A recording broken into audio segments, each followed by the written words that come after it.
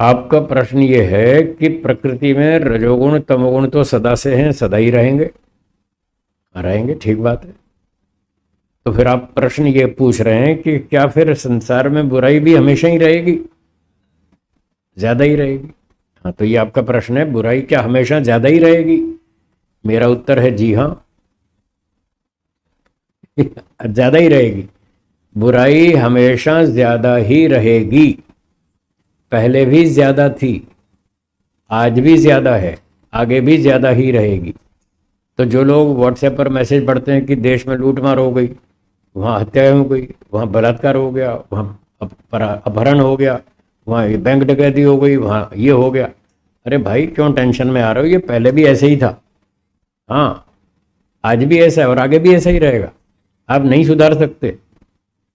लोगों को बहुत टेंशन है, दुनिया बहुत बिगड़ गई, कब सुधरेगी? बंबई में एक मिस्टर मेहरा ने मुझसे पूछा, कई साल पुरानी बात। वो एक इंजीनियर थे, प्लास्टिक इंडस्ट्री चलाते थे। तो मेरा प्रवचन हुआ आर्य समाज सांता क्रूज में। तो उन्होंने सुना, बहुत अच्छा लगा। फिर शांति पाठ के बाद मेरे पास आए मिलने। गुरुजी आपसे एक प्रश्न पूछना है। मैंने कहा पूछिए। ये संसार बहुत बिगड़ गया है। मैंने कहा हाँ बिगड़ गया। ये कब सुधरेगा? मैंने कहा 10,000 साल बाद। क्या बोला? मैं जब 10,000 साल बोला तो उनको शौक लगा, घबरा गए बेचारे। हैं, आप क्या कह रहे हैं? 10,000 साल? मैंने कहा हाँ। 10 साल या 10,000? मैंने कहा 10,000। क्यों, आपको शौक क्यों लग रहा है? बोले इतना क्यों लगेगा, मुझे समझ में नहीं आ रहा। तो मैंने उनको बताया। मैंने उनसे कहा अच्छा चलो, मेरा एक प्रश्न है, आप उसका उत्तर बताइए। संसार में सुधार जल्दी होता है या बिगाड़ जल्दी होता है? बिगाड़ जल्दी होता है, ठीक है ना? मैंने कहा 5,000 वर्ष हो गए संसार को बिगड़ते हुए। कितने, कब से बिगड़ना शुरू हुआ? महाभारत से 5,000 साल तो हो गए। तो मैंने कहा बिगड़ते बिगड़ते इसको 5,000 साल हो गए और अभी तो कोई सुधार शुरू हुआ ही नहीं। और आज से सुधार शुरू हो भी जाए तो आप खुद ही कह रहे हैं कि बिगड़ता जल्दी है, सुधरने में देर लगती है। तो 5,000 साल से तो बिगड़ रहा है, तो सुधरने में 10,000 तो लगेंगे। बोले आ गया आ गया, समझ में आ गया। अब समझ में आ गया। तो आपको भी बहुत टेंशन होती हो। बहुत लोगों को, कई मैं देखता हूँ बहुत टेंशन में रहते हैं, व्हाट्सएप पर मैसेज करते हैं। कल शाम तक ये मैसेज हर मोबाइल में होना चाहिए। फॉरवर्ड करो फॉरवर्ड करो। अरे कल शाम तक पहुंच भी जाएगा तो कौन सा देश सुधर जाने वाला है? तो खामखा टेंशन में ना रहें कि ये दुनिया कब सुधरेगी। हमारे गुरुजी कहते थे ये दुनिया नहीं सुधरेगी। हाँ, पहले पहले जब गुरुजी कहते थे ये दुनिया नहीं सुधरेगी तो मुझे समझ में नहीं आता था ये क्या कह रहे हैं गुरुजी, कि ये दुनिया नहीं सुधरेगी। खैर मैंने कभी विरोध नहीं किया उनका, चुपचाप सुन लेता था, समझने की कोशिश करता था कि गुरुजी क्या कह रहे हैं, ठीक ही कह रहे होंगे। तो धीरे धीरे धीरे फिर मैंने भी काम शुरू किया, प्रचार किया। 10 साल मैंने भी प्रचार किया। फिर मुझे समझ में आया गुरुजी ठीक कह रहे हैं, ये दुनिया नहीं सुधरेगी। अब मैं भी यही कहता हूँ। ये दुनिया नहीं सुधरेगी, मैं भी यही कहता हूँ। तो गुरुजी ने बताया कि ये दुनिया नहीं सुधरेगी, तुम उसकी टेंशन मत करो, क्योंकि यहां रजोगुण तमोगुण की मात्रा अधिक है। बिगाड़ने वाले अधिक हैं, सुधारने वाला केवल एक है, अकेला सत्वगुण। और समाज का वातावरण फिर उसी रजोगुण तमोगुण से प्रभावित है। तो समाज का वातावरण भी खराब है, राजा भी ऐसा ही है, प्रजा भी ऐसी है, किताबें भी ऐसी हैं, खाना पीना भी ऐसा है, सब कुछ तो बिगड़ा हुआ है। फिर सुधार की इतनी टेंशन क्यों कर रहा? ये दुनिया नहीं सुधरेगी। तो फिर एक व्यक्ति ने कहा, जब मैं ये कहता हूं कि ये दुनिया नहीं सुधरेगी तो कई लोग गुरु जी से भी पूछते थे, मुझसे भी पूछते हैं कि जब ये नहीं सुधरेगी तो आप क्यों जोर लगा रहे हैं, क्यों देश भर में घूमते हैं, बार बार भटकते हैं, खूब धक्के खाते हैं, इतना प्रचार करते हैं, इतनी मेहनत आप क्यों कर रहे हैं जब ये सुधरेगी नहीं? तो उसका उत्तर हम ये देते हैं कि ये दुनिया तो नहीं सुधरेगी, पर हमें तो सुधरना है या नहीं? हम अपने सुधार के लिए भटक नहीं रहे प्रचार कर रहे। ये तो मोटी भाषा बोल दी मैंने। हम अपने सुधार के लिए प्रचार कर रहे हैं कि हम कम से कम सुधरे रहें। अगर हम ये प्रचार बंद कर देंगे हम ही बिगड़ जाएंगे। हाँ जी बोलो, समझ में आया? तो ईश्वर ने हमको काम दिया है कि तुम प्रचार करो, लोगों को सुधारने की कोशिश करो। जो सुधरना चाहे उसको सुधार देना, जो नहीं सुधरना चाहे तो नमस्ते, झगड़ा मत करना। तो गुरुजी ने भी यही सिखाया, जो सुधरना चाहे उसको सुधारो, जो नहीं सुधरना चाहता तो नमस्ते कर लो, झगड़ा मत करो। तो हम वैसे ही करते। तो हम अपनी उन्नति के लिए मेहनत करते और इससे समाज को भी लाभ हो जाता है, कुछ लोग लाभ उठा लेते हैं। तो इसलिए हमें प्रयास जारी रखना चाहिए, प्रयास बंद नहीं करना है, निराशावादी नहीं होना है, अपना काम जारी रखना है। इससे हमको भी लाभ है, दुनिया को भी लाभ है। ऐसे होगा। बाकी ये सारी दुनिया न कभी सुधरी थी, न सुधरी है, न सुधरेगी। बस ये ध्यान में रखें तो आपको टेंशन नहीं होगी। बोलिए।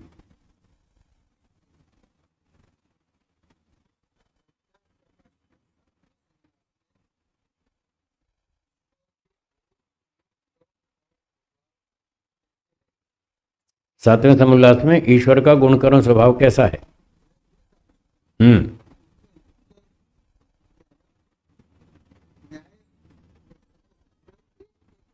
हम्म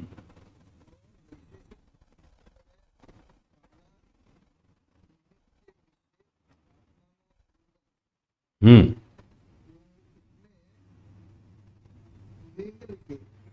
हाँ, लिंग लिखे, आत्मा के लिंग लिखे हैं, ठीक है।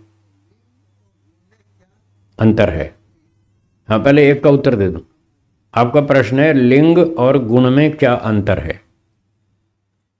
ठीक है। तो वैशेषिक दर्शन में गुण एक पारिभाषिक शब्द है, एक टेक्निकल टर्म है। गुण एक, उसका मतलब यह है किसी पदार्थ की अपनी विशेषता, किसी पदार्थ की अपनी विशेषता। जैसे गर्मी, गर्मी किसकी विशेषता है? अग्नि की। अग्नि में रहती है ना गर्मी, तो गर्मी अग्नि की विशेषता है, इसका नाम है गुण। गर्मी, स्पर्श, उष्ण स्पर्श, गरम गरम गरम जो लगता है गर्मी, वो अग्नि का गुण है। ठंडक, ये पानी का गुण है। गंध, ये पृथ्वी का गुण है। ठीक है। रूप, रस, गंध, शब्द, स्पर्श, ये सारे गुण हैं। कुल मिला के 24 गुण बताए। कितने? वैशेषिक दर्शन में 24 चीजों का नाम है गुण, उसकी प्रॉपर्टी, उसकी विशेषता। रूप, रस, गंध, शब्द, स्पर्श, संख्या, परिमाण, पृथक्त्व, संयोग, विभाग, इच्छा, द्वेष, प्रयत्न, सुख, दुख, ज्ञान, धर्म, अधर्म, संस्कार, ये सारे 24 गुण हैं। ठीक है। अब जो लिंग शब्द है, लिंग का अर्थ है सिम्टम, पहचान का लक्षण। उसमें गुण भी हो सकता है, कर्म भी हो सकता है। वैशेषिक दर्शन में कर्म जो है वो अलग चीज है, गुण अलग चीज है। गुण तो ये हो गए प्रॉपर्टी, रूप, रस, गंध, शब्द, ये सारे गुण हैं। और जो कर्म है वो है क्रिया, मोशन। हाँ, पंखा चल रहा है, ये पंखे में जो गति है ये है कर्म। स्कूटर चल रहा है, कार चल रहा है, कार चल रही है, मक्खी उड़ रही है, ये गति है। चींटी चल रही है, पृथ्वी घूम रही है, ये सारी गति है, इसका नाम है कर्म। ये वैशेषिक दर्शन में टेक्निकल बात है। गति का नाम है कर्म, गुण का नाम कर्म नहीं है, कर्म का नाम गुण नहीं है। दोनों की अलग अलग परिभाषा है। अब जो लिंग शब्द है, लिंग में दोनों शामिल हैं, गुण भी हो सकता है, कर्म भी हो सकता है। दोनों को कंबाइन कर दें तो लिंग उसका नाम है। लिंग पहचान का लक्षण, चाहे वहां गुण उपलब्ध हो जाए तो वो भी एक पहचान है आत्मा की, चाहे क्रिया उपलब्ध हो जाए वो भी एक आत्मा की पहचान है। अगर कोई क्रिया उपलब्ध हो जाए तो समझ लेना वहां आत्मा है। जैसे सांस लेना, पलकें झपकना, निमेश, उन्मेष, प्राण, गति, इंद्रियांतर विकार, तो ये बहुत सारी क्रियाएं हैं। तो यदि ये क्रियाएं कहीं उपलब्ध हो जाएं तो समझ लेना वहां पर आत्मा है। अब ये लिंग है इसका, ये गुण नहीं है। ये क्रिया है, क्रिया से भी आत्मा पहचाना जाएगा और गुण से भी। कहीं आपको इच्छा प्रतीत हो जाए कि हाँ इस व्यक्ति में इच्छा है तो समझ लेना वहाँ आत्मा है। कहीं पता चल जाए इसमें द्वेष है तो समझ लेना आत्मा है। तो इच्छा द्वेष सुख दुख आदि ये सारे लिंग हैं, ये सारे उस द्रव्य के अपने गुण नहीं हैं। कुछ गुण स्वाभाविक भी हो सकते हैं, कुछ गुण नैमित्तिक भी हो सकते हैं और कुछ क्रियाएं भी हो सकती हैं। इन सबको मिलाकर के लिंग कहलाता है। तो ये फर्क है लिंग और गुण में। ठीक हो गया। लिंग में सब आएगा, स्वाभाविक गुण भी आएगा, नैमित्तिक गुण भी आएगा, क्रिया भी आएगी। हाँ सब आएगा। जी बोलिए। हाँ जी।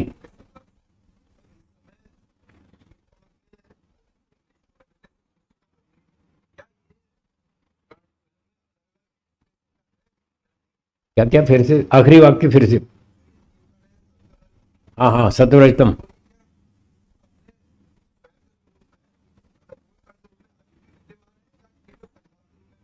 आप मतलब ये पूछ रहे हैं कि सृष्टि बनने के बाद और अलग मटेरियल सत्वरजतम बचा है या नहीं बचा। हाँ अब समझ में आई ना। इसका कोई प्रमाण अभी तक मिला नहीं। बिना प्रमाण के मैं बोलता नहीं।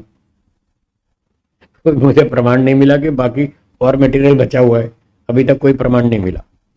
दोनों संभावनाएं हो सकती हैं, पूरा नहीं पता। मोक्ष में चलते हैं वहां देख लेंगे बचा होगा तो। सारी बातें यहाँ समझ में नहीं आती। कुछ तो मोक्ष में जाएंगे तब पता चलेंगी, फिर वहां चलते हैं वहां देख लेंगे। है नहीं वहां तो फिर जो भी होगा देख लेंगे। याद नहीं रहेगा तो ना सही, अच्छा है समस्या हल हो जाएगी। वैसे ही समस्या हल हो जाएगी, याद नहीं रहा तो। हाँ बोलिए।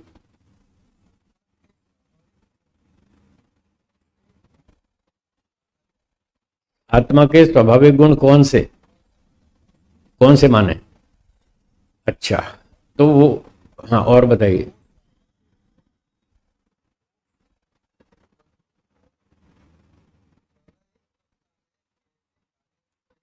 अच्छा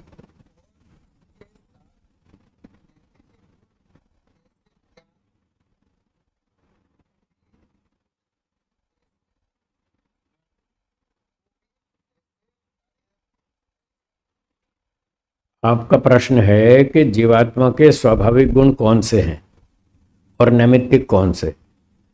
क्या मोक्ष अवस्था में प्रलय अवस्था में वो स्वाभाविक गुण कैसे काम करेंगे और नैमित्तिक भी काम करेंगे या नहीं करेंगे, ये आपका प्रश्न है। ठीक है। तो स्वाभाविक गुण वो हैं जो किसी द्रव्य के अपने ओरिजिनल होते हैं, जो किसी अन्य पदार्थ से उधार लिए हुए नहीं है, जो उसके अपने ओरिजिनल हैं वो हैं स्वाभाविक गुण। स्वभाव अपना गुण, स्व अपना भाव उसका गुण। तो किसी द्रव्य का जो अपना गुण होता है वो है स्वभाव, या उसको स्वाभाविक गुण कह देते हैं। जो गुण किसी अन्य पदार्थ से या किसी अन्य कारण से उत्पन्न हो जाते हैं बाहर से आए हुए, उसको बोलते हैं नैमित्तिक गुण। तो जीवात्मा में कुछ गुण स्वाभाविक हैं और कुछ नैमित्तिक भी हैं, दोनों तरह के हैं। उदाहरण इच्छा, यहां से शुरू करते हैं। 6 गुण बताए ना, 6 लक्षण बताए न्याय वाले सूत्र में, उन 6 को उदाहरण ले लेते हैं। पहला गुण है इच्छा।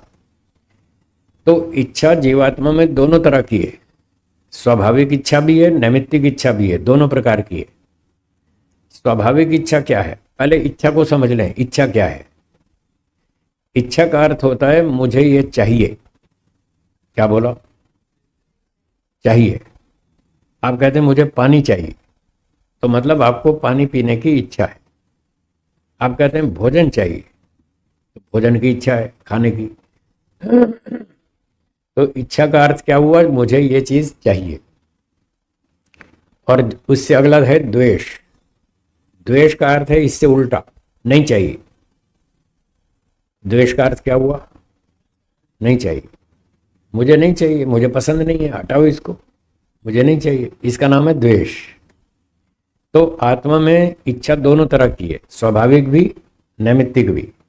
स्वाभाविक इच्छा किस चीज की है, मुझे सुख चाहिए। आपको सुख चाहिए, हाँ या ना, कितने %। ये स्वाभाविक इच्छा है। सबका एक ही सुर है, सबके सब 100% बोल रहे, कोई 80 नहीं बोल रहा, कोई 85 नहीं बोल रहा, सबके सब बोल रहे हैं हमें 100% सुख चाहिए। तो सुख चाहिए, 100% चाहिए, ये स्वाभाविक इच्छा है और सब में है। इससे ये भी पता चल गया कि सब आत्माएं एक जैसी हैं। ठीक है। और दूसरी है नैमित्तिक इच्छा। नैमित्तिक इच्छा वो किसी कारण से है, वो सबकी एक जैसी नहीं है, सबकी अलग अलग है। किसी को रसगुल्ला पसंद है, किसी को गुलाब जामुन पसंद है, किसी को मटर पनीर पसंद है, किसी को पुलाव पसंद है, किसी को कड़ी खिचड़ी पसंद है, किसी को डोसा इडली पसंद है, अपनी अपनी पसंद है। किसी को धन की इच्छा है, किसी को नहीं है, किसी को सम्मान की इच्छा है, किसी को नहीं है। तो किसी को है, किसी को नहीं है, वो नैमित्तिक है। ठीक है। अच्छा, एक इच्छा आज तो आपको है, 5 साल बाद वो खत्म हो गई, वो नैमित्तिक है। किसी कारण से थी, वो कारण हट गया, इच्छा खत्म हो गई। आज किसी को धन की इच्छा है, तो उसका एक कारण है, उसको धन में सुख दिखता है, इसलिए उसको धन की इच्छा है।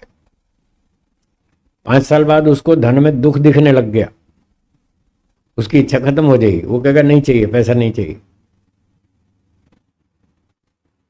कई साल पहले की बात है, एक व्यक्ति ने मुझे 10,000 रुपये दिए, 30 साल पुरानी बात कर रहा हूँ। 30 साल पहले 10,000 की कीमत बहुत ज़्यादा थी, अब तो कम हो गई बहुत। तो मुझे 10,000 रुपये उसने दिए, मैंने कहा बाबा नहीं चाहिए मुझे, नहीं चाहिए, तू अपने पैसे रख। मैंने नहीं लिए। उसको बड़ा आश्चर्य हुआ, अरे कैसा आदमी है, सब पैसे के पीछे मरते हैं, मैं पैसे दे रहा हूँ ये लेता नहीं। उसने कहा क्यों नहीं लेते? मैंने कहा मुझे समस्या लगती है, अपने पास रखना पैसे, मैं नहीं रखता, नहीं चाहिए, तो नहीं लिए। तो किसी की इसकी इच्छा है, किसी को नहीं है। आज एक व्यक्ति को धन की इच्छा है, कल नहीं रहेगी, वो सारी नैमित्तिक इच्छा है।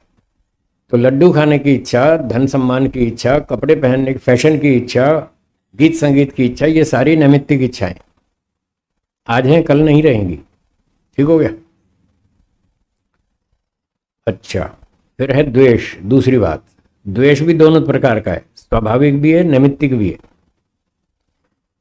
स्वाभाविक द्वेष का मतलब मुझे नहीं चाहिए, मुझे पसंद नहीं है, वो है दुख से द्वेष।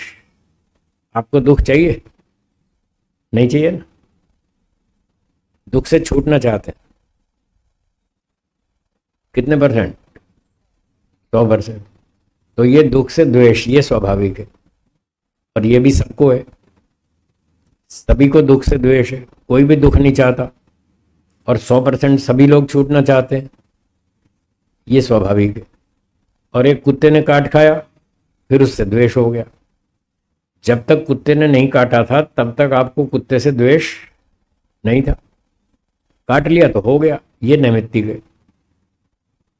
एक व्यक्ति से आपको कोई द्वेष नहीं था, फिर उसने आपसे दोस्ती कर ली, फिर आपको धोखा दिया, अब आपको द्वेष हो गया उससे। जब तक उसने धोखा नहीं दिया था तब तक आपको उससे द्वेष नहीं था, पर धोखा देने के कारण से वो द्वेष पैदा हो गया, ये नैमित्तिक है। तो द्वेष भी 2 प्रकार का हो गया, स्वाभाविक और नैमित्तिक। तीसरा लक्षण बताया, इच्छा द्वेष प्रयत्न। प्रयत्न भी दोनों तरह का है, स्वाभाविक और नैमित्तिक। जिस वस्तु की प्राप्ति की आपको इच्छा स्वाभाविक है, बोलिए, इच्छा स्वाभाविक है, उसकी प्राप्ति के लिए प्रयत्न भी स्वाभाविक होगा। किस चीज की इच्छा स्वाभाविक है? सुख की इच्छा। तो आप सुख की प्राप्ति के लिए प्रयत्न करते हैं या नहीं? कम से कर रहे हैं? हमेशा?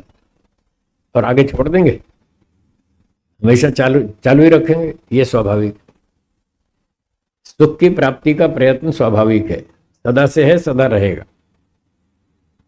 दुख की निवृत्ति का प्रयत्न स्वाभाविक है, सदा से है, सदा रहेगा। पर लड्डू खाने का प्रयत्न स्वाभाविक नहीं है, क्योंकि उसकी इच्छा भी स्वाभाविक नहीं है। जिसकी इच्छा नैमित्तिक है उसका प्रयत्न भी नैमित्तिक है। जब तक इच्छा रहेगी तब तक उसकी प्राप्ति का प्रयत्न आप करेंगे, और जब इच्छा खत्म हो जाएगी प्रयत्न छोड़ देंगे। तो प्रयत्न भी दोनों तरह का हुआ, स्वाभाविक और नैमित्तिक। चौथा लक्षण है ज्ञान। ज्ञान भी दोनों तरह का है। आत्मा में थोड़ा सा स्वाभाविक ज्ञान है। यदि स्वाभाविक ज्ञान नहीं होता, जैसे प्रकृति में स्वाभाविक ज्ञान है, कुछ भी नहीं है, जीरो। प्रकृति में ज्ञान शून्य है, जीरो, कुछ भी नहीं है। इसलिए उसको कितना भी सिखाओ वो नहीं सीखती, और जीवात्मा को सिखाओ तो सीख जाता है, हाँ या ना। इससे पता चला जिसमें स्वाभाविक ज्ञान है वो नैमित्तिक ज्ञान को प्राप्त कर लेगा। आप और हम सब पहली कक्षा से पढ़ रहे हैं, पढ़ते आ रहे हैं, अब तक भी पढ़ रहे हैं। इतनी उम्र हो गई, 70 साल हो गए, अब भी पढ़ रहे हैं। 80 वाले भी पढ़ रहे हैं, 85 वाले भी पढ़ रहे हैं। तो वो सीखते जाते हैं, रोज सीखते जाते हैं। क्यों सीख जाते हैं? क्योंकि उनमें स्वाभाविक ज्ञान है। तो जीवात्मा में थोड़ा सा ज्ञान स्वाभाविक है, और बाकी जो माता पिता से, गुरुजनों से, विद्वानों से, ऋषियों से, ईश्वर से प्राप्त करते हैं वो सारा नैमित्तिक है। जो बाहर से आता है नैमित्तिक, जो अपना ओरिजिनल वो स्वाभाविक। तो ज्ञान भी दोनों तरह का है आत्मा में, स्वाभाविक भी नैमित्तिक भी। अब बच गए दो गुण, सुख और दुख। सुख और दुख दोनों ही जीवात्मा के स्वाभाविक गुण नहीं है। ये दो गुण आत्मा के नहीं है, स्वाभाविक नहीं है, ये नैमित्तिक है, ये बाहर से आते हैं। स्वाभाविक गुण की एक खास बात यह है कि जो जिस द्रव्य का स्वाभाविक गुण होता है वो उसको कभी छोड़ता नहीं। जैसे गर्मी, फॉर एग्जाम्पल गर्मी, अग्नि का स्वाभाविक गुण है। क्या अग्नि गर्मी को छोड़ देगी? नहीं छोड़ती, 24 घंटे अग्नि गर्म रहती है। तो जैसे गर्मी अग्नि का स्वाभाविक गुण है, वो उसको नहीं छोड़ती, तो ऐसे ही जो भी गुण जिस द्रव्य का स्वाभाविक गुण होगा वो उस द्रव्य को कभी नहीं छोड़ेगा। यदि सुख जीवात्मा में स्वाभाविक होता तो जीवात्मा 24 घंटा सुखी रहता, जैसे अग्नि 24 घंटे गर्म रहती है। क्या जीवात्मा 24 घंटा सुखी रहता है? नहीं रहता। इसलिए जीवात्मा का स्वाभाविक गुण नहीं है सुख, वो नैमित्तिक है। जब वो धर्म का आचरण करता है तो ईश्वर उसको सुख देता है, अच्छे काम करता है तो ईश्वर उसको सुख देता है, ये नैमित्तिक है। धर्म उसका निमित्त है, धर्म आचरण करेगा तो उसको सुख देगा ईश्वर। और ऐसे ही दुख भी स्वाभाविक नहीं है, क्योंकि दुख भी 24 घंटे नहीं रहता जीवात्मा में। कभी सुखी होता है, कभी दुखी होता है। सुख आता है चला जाता है, दुख आता है वो भी चला जाता है। दुख यदि स्वाभाविक होता तो जीवात्मा 24 घंटा दुखी रहता। क्या जीवात्मा 24 घंटा दुखी रहता है? नहीं रहता। इसका मतलब दुख भी स्वाभाविक नहीं है। ये दोनों गुण नैमित्तिक है। सुख अच्छे काम करने से सुख मिलता है, बुरे काम करने से दुख मिलता है। तो ये 6 का लक्षण बता दिया। 2 इसमें नैमित्तिक हैं केवल, और 4 स्वाभाविक भी है, नैमित्तिक भी।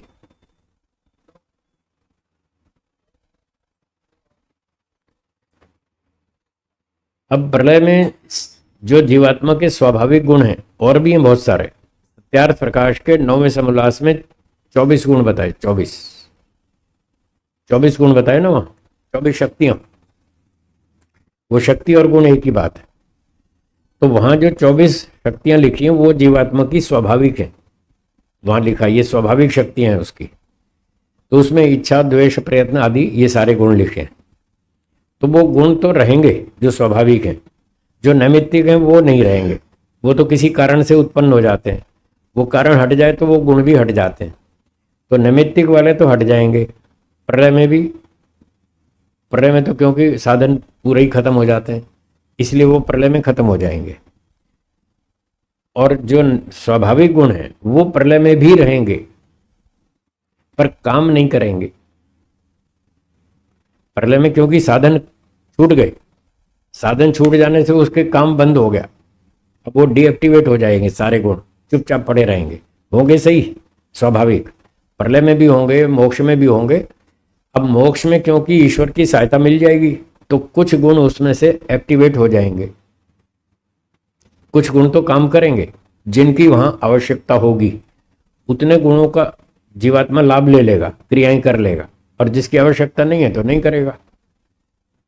तो इस प्रकार से प्रलय के अंदर भी उसकी सारी शक्तियां उसके पास सुरक्षित तो रहेंगी। एक दिन एक व्यक्ति ने पूछा मुझसे, अजमेर में, पुरानी बात है, अजमेर में उसने पूछा कि जो स्वाभाविक शक्तियां हैं, आप कह रहे हैं प्रलय में भी वो चुपचाप पड़ी रहेंगी, उसमें इच्छा है, स्वाभाविक ज्ञान है, आदि आदि प्रयत्न है, वो चुपचाप पड़ा रहेगा, तो इस बात का क्या प्रमाण है? जब वो कोई काम ही नहीं कर रहा तो फिर कैसे मान लें कि उसके अंदर स्वाभाविक अब भी पड़ा हुआ है? तो मैंने उसको एक उदाहरण दिया। माचिस होती है, माचिस, माचिस में आग है या नहीं? क्या वो जला रही है? जला नहीं रही ना। क्या आप ये कहेंगे इसमें आग नहीं है? है, फिर भी जला नहीं रही, चुपचाप पड़ी। माचिस की तीली को जब रगड़ेंगे तब आग प्रकट हो जाएगी। तो आग तो है अभी भी उसमें, ये ढेरों लकड़ियां हैं जंगल में, इनमें सब में आग है, पर जला नहीं रही, चुपचाप पड़ी है। जैसे उसको अग्नि दिखाएंगे वो अंदर भड़भड़ भड़भड़ जलना शुरू हो जाएगी। तो जैसे माचिस में अग्नि होती है पर वो जला नहीं रही, चुपचाप पड़ी है, ऐसे जीवात्मा के अंदर जो स्वाभाविक गुण हैं वो चुपचाप पड़े हुए हैं, काम नहीं कर रहे। जब उसको साधन मिलेगा वो काम शुरू कर देगा, इस तरह से। और कोई प्रश्न? हाँ बोलिए।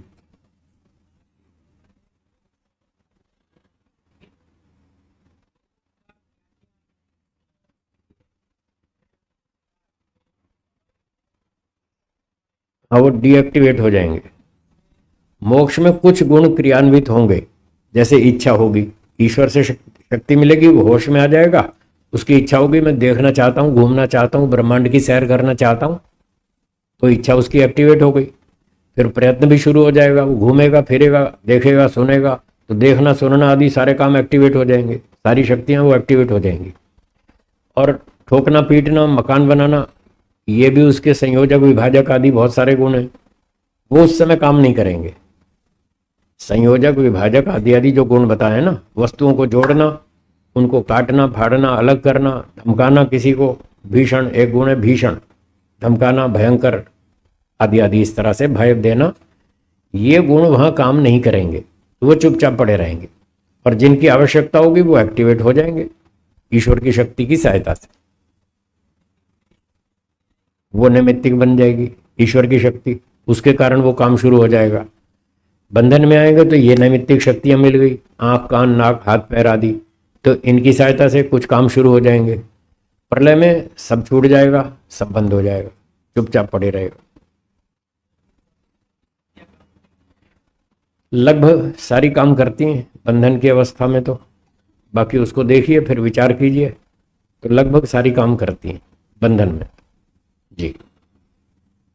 तो समय समाप्त होता है, आखिरी सवाल बोलिए। बंधन में हाँ दोनों से मिलता है, प्रकृति से तो हम ये लाभ ले रहे हैं, मन इंद्रियां 18 तत्व तो सूक्ष्म शरीर, और पंच महाभूत ये स्थूल शरीर, और खाना पीना कपड़े भोजन आदि वस्त्र मकान आदि आदि।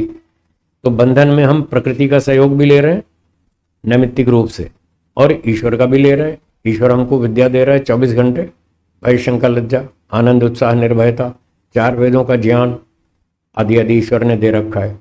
और जो हम अच्छे अच्छे काम करते हैं तत्काल हमारा सुख बढ़ा देता है।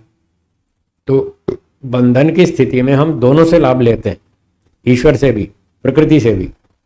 मोक्ष में केवल ईश्वर से। आप प्रकृति के नज़ारा जरूर देखते हैं, पर सहयोग सीधा सीधा ईश्वर का होता है। ये तो ऑब्जेक्ट रहता है देखने के लिए, देखने की शक्तियां वो कुछ अपनी हैं, कुछ ईश्वर हमको देता है। मोक्ष में ऐसी स्थिति है। चलिए अगली सूचना श्री लालचंद जी। ओ एक बार तालियों की गड़गड़ाहट के साथ पूज्य स्वामी जी महाराज का बहुत बहुत धन्यवाद है।